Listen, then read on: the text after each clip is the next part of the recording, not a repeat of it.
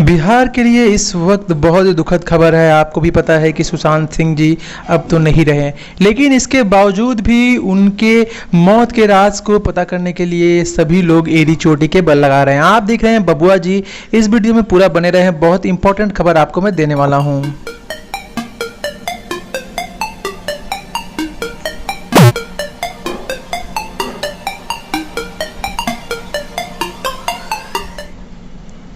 बता दें आपको कि पवन सिंह जी बीते दिन बिहार के उप मुख्यमंत्री सुशील मोदी जी से मिले।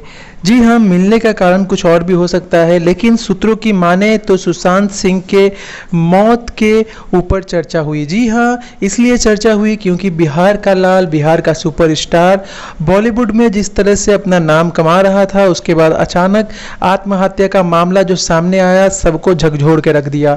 अभी तक ये तो खुलासा हो गया है कि सुशांत सिंह जी ने आत्महत्या किया है, लेकिन आम जनजीवन में जीने वाले लोग इसे मानने को तैयार नहीं, क्योंकि सुशांत सिंह एक बहुत बड़ा योद्धा था। आपको पता है कि मध्य परिवार से होते हुए भी इतने दूर तक का सफर तय करना एक आम बात नहीं होती है। ये आम लोग नहीं कर सकते हैं, क्योंकि हम आप ये नहीं कर सकते हैं।